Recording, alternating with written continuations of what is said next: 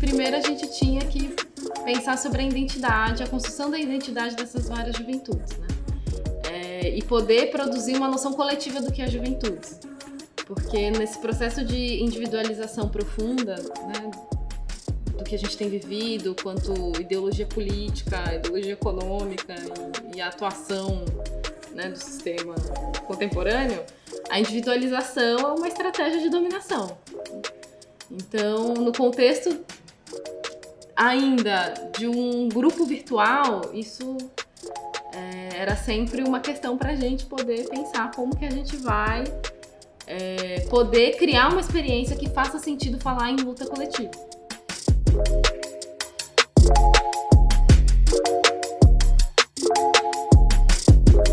A questão é, vamos nos organizar, né, para fazer dessa experiência uma experiência de invenção, de criação, de cuidado, de delicadeza, de aprendizado. A gente compreendia que para que aquilo fizesse sentido, crescer com proteção, as pessoas iam ter que estar juntas pensando sobre isso, né? Pensando sobre o que é a proteção, pensando sobre o que é se desenvolver, né? Crescer, pensando sobre como é que as cidades estão olhando para isso, pensando como é que os gestores públicos estão olhando para isso, pensando como é que os jovens estão olhando para isso, né? Então nós tínhamos algumas reflexões sobre a rua como espaço educativo, de um lado, e outras reflexões sobre a rua como espaço clínico, como espaço terapêutico, de outro lado. Quando o Camará surge, a gente tenta integrar, né, esse modo de pensar, né, esse modo de pensar cuidado e pensar formação em liberdade, né, dessa forma, né, tendo a rua, tendo a cena pública, tendo, né, o espaço público como o lugar onde nós deveríamos estar. Eu acho que falar da metodologia do Camará é talvez o nosso maior desafio aqui, porque eu tenho certo, nos vários lugares que eu já experimentei no mundo, que a gente faz aqui é algo que não existe em nenhum outro lugar. A gente tem uma especificidade, um jeito de trabalhar, que é um jeito muito difícil de dizer o que é, né? E eu acho que isso tem bastante a ver com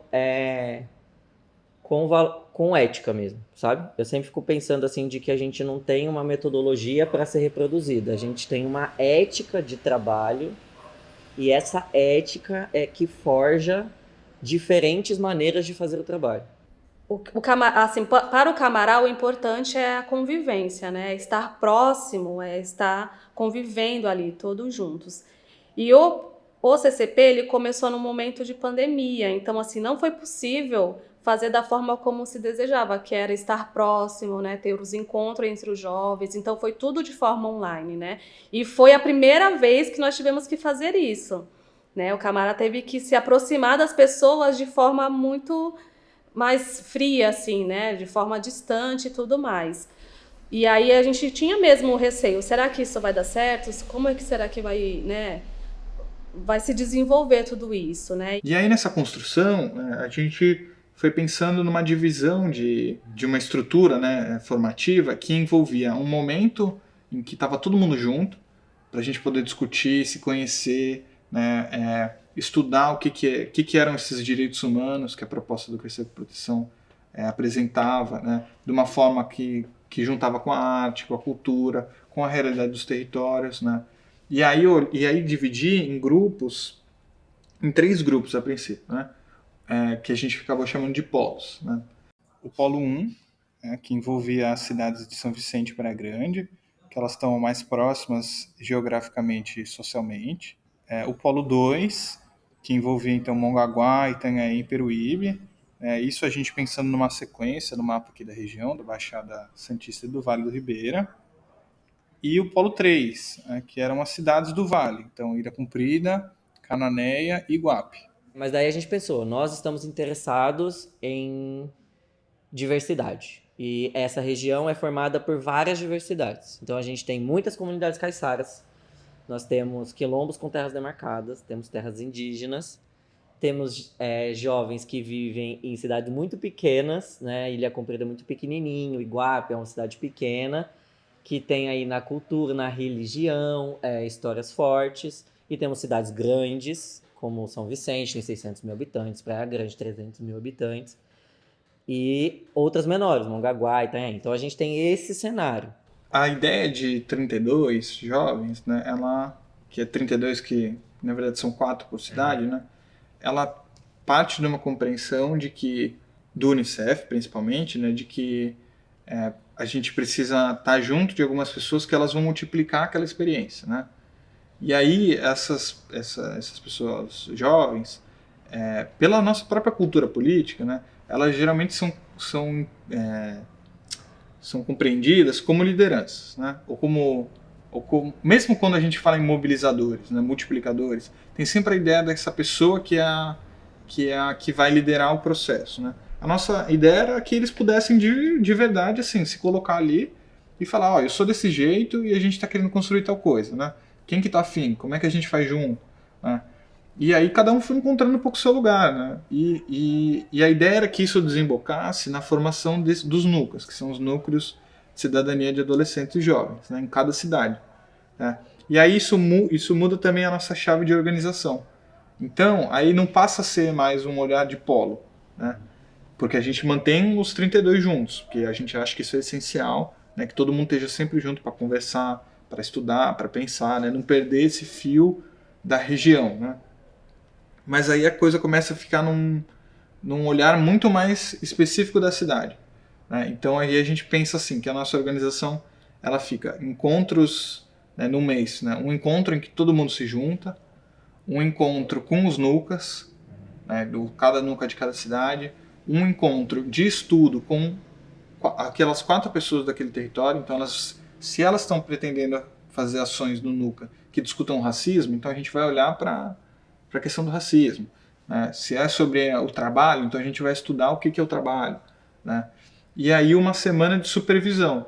Uma das primeiras coisas que a gente fez foi propor uma atividade que ela começa no ambiente virtual de grupo, mas que ela se estende, que foi o autorretrato, que é eles se apresentarem para os outros componentes ali, foi a primeira dinâmica mesmo, se apresentar já fazendo o exercício criativo, um exercício de usar a imagem, de usar referências para compor uma imagem que não seja aquela apresentação dura. E numa provocação de que você não é só o seu corpo físico, né? Quais são os elementos que te constituem? A minha cor me constitui, o meu gênero me constitui, a minha classe social me constitui, faz eu ter um tipo de experiência. Coordenar esse processo, né, com pessoas tão dispostas, né, ao encontro, ao estudo, à leitura, ao pensamento crítico, foi muito prazeroso, a despeito das grandes dificuldades que isso acarreta, né, pelo contexto que a gente está vivendo.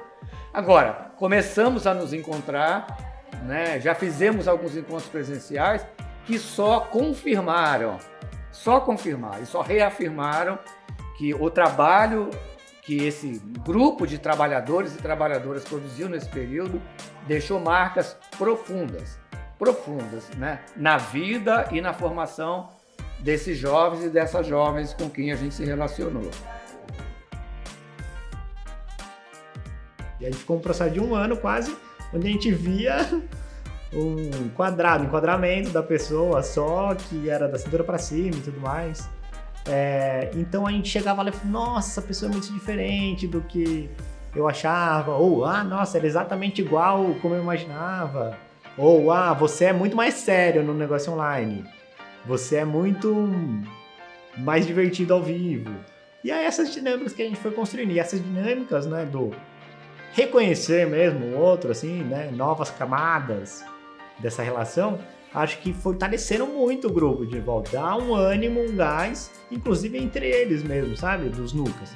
Tipo, os NUCAs estarem ali com os educadores e estar entre eles também, fortaleceu os NUCAs a continuarem fazendo ações, assim, as intervenções que foram esses momentos de ação presencial deles, foram muito importantes, porque mostraram, né, que todo o percurso de 1 ano que a gente fez desembocou em uma ação concreta que eles conseguiram fazer, eles tocaram, pensaram e fizeram. Então, por exemplo, eles fizeram as intervenções em cada cidade e que foi uma intervenção também pensada a partir do desejo de cada um. A gente tem uma linguagem que a gente quer trabalhar, que é a arte. E aí a gente tem várias expressões de arte. E que vocês, né, vivem e produzem. E como a gente vai poder pensar uma intervenção na cidade com uma linguagem artística que fale sobre os direitos da juventude. Por exemplo, Iguape. Iguape é uma cidade que as 4 mobilizadoras são de um bairro periférico que chama Rossio. E que fica... A cidade é dividida de um lado do centro da cidade, que é o centro histórico, turístico e tudo mais, onde as políticas públicas no geral estão, e do outro lado da passarela é o Rossio, que é esse bairro periférico onde a maioria da população da cidade, aliás, vive. E aí eles pegaram um muro lá numa praça que tinha na cidade e resolveram fazer um grafite. Um grafite escrito da ponte pra cá, que é a Música dos Nacionais, que é a vida diferente da ponte pra cá.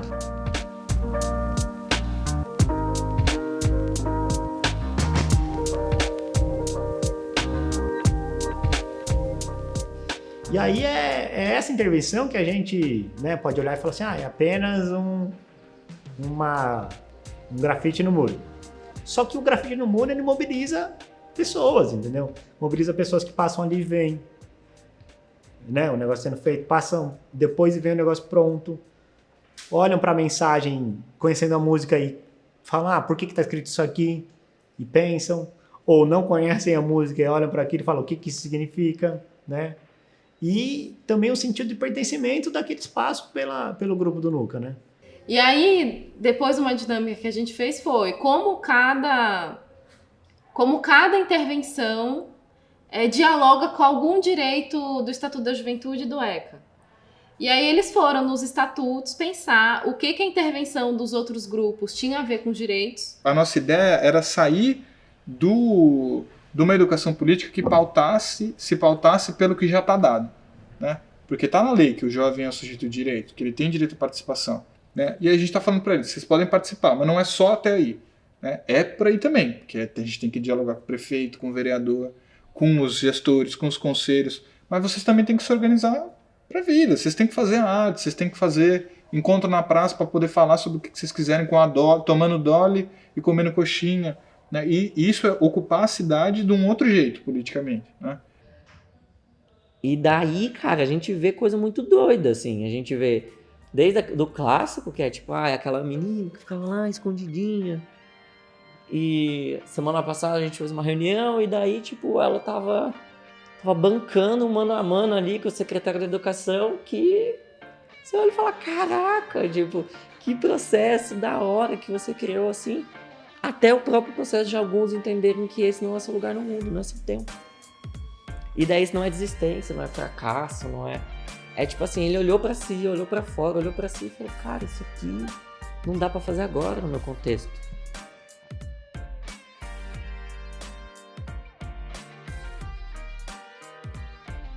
Eu costumo falar que a manifestação ela é o espetáculo da política, né? Ela é o nosso show, quando a gente vai pra rua e consegue materializar um cotidiano de lutas, né?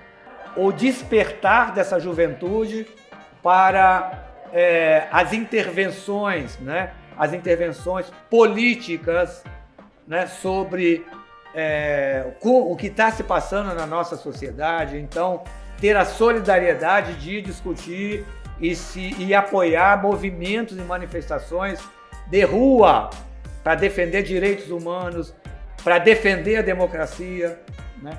Então, são muitas as produções que me fazem acreditar que muita transformação aconteceu nesse período. Então, ali é um espaço pedagógico e metodológico muito importante, porque é um momento que a gente... Primeiro para eles, né, que muitos nunca tinham ido numa manifestação, nunca tinham ido manifestar na Paulista. E então isso marca um tipo... E o que eles vão falar na fala deles, né? Nossa, a gente não tá sozinho, né? Tem mais gente pensando o que a gente pensa, né? E isso dá um sentido histórico de... coisas aconteceram antes para eu estar aqui E te dá um lugar também, né? Pô, então eu vou continuar isso, né?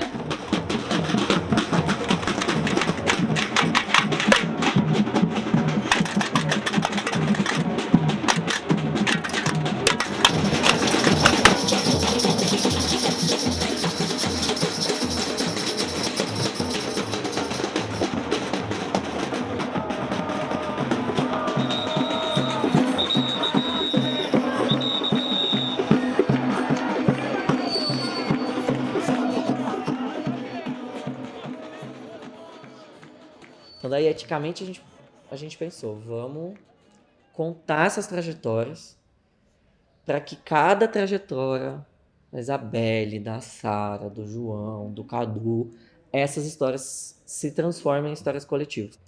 E daí, conforme a gente foi entrevistando um a um, conversando com eles sobre essa experiência, como foi chegar, como está sendo sair, dificuldades, essas atividades que você fez, que autorretrato significou para você, não sei o quê. Conforme a gente foi pegando isso e tentando colocar isso num texto de cada um deles, e a partir do que eles falaram, formar textos que contam a história da cidade, eu acho que a gente sistematiza um pouco essa postura ética mesmo, saca? Eu acho que todo o processo educativo e toda a coisa da construção que a gente fez é justamente para chegar em um momento que a gente descobre que as coisas fugiram do nosso controle, entendeu? Que eles estão fazendo coisas por eles, assim mesmo, que eles não... A gente segue sendo uma referência, mas a gente não é o pilar condutor de nada. E essa é a coisa legal, porque é só para isso que a gente trabalhou mesmo, assim. Eles têm independência, e aí vê que eles estão fazendo um monte de coisa nas cidades, trocando, conhecendo outros coletivos, assim, eu acho isso incrível, assim, que mostra que quando a iniciativa acabar, ela foi uma iniciativa mesmo, sabe? Ela não foi a coisa. Então, acho que a gente tem algumas pistas de muitas possibilidades. Muitas delas muito potentes, algumas cidades muito fortalecidas. Algumas outras experiências eu sinto que encerrar agora é interromper o negócio. Que o processo precisa seguir um pouco mais com a gente, sabe? Que se a gente seguir com eles, se a gente seguisse com eles mais um tempo, se a gente conseguir seguir com eles mais um tempo, tem mais jeito daquilo fervilhar, o corpo ficar mais potente. Eu acredito que mesmo com a finalização do projeto, né, não vai acabar por aqui, né? Cada grupo, cada nuca realmente está trilhando aquilo que gostaria de fazer. Então aí pra gente crescer com proteção era isso, era participar das coisas para que essa ideia de proteção fizesse algum sentido, né? Criar direitos, garantir direitos para que as pessoas pudessem ter algum mínimo de proteção, assim. Então nós temos que manter a nossa disposição de ir ao encontro de novos apoios, de novos aportes, de novos financiamentos, mas a gente já tem os companheiros de viagem, né? Então nós precisamos do barco, né? Precisamos do dinheiro para fazer a viagem, mas os companheiros, os camaradas da viagem já estão conosco e são esses 32 jovens, né, com quem nós convivemos nesse período e se juntam a tantos e tantos outros que fazem parte dessa nossa jornada de 24 anos.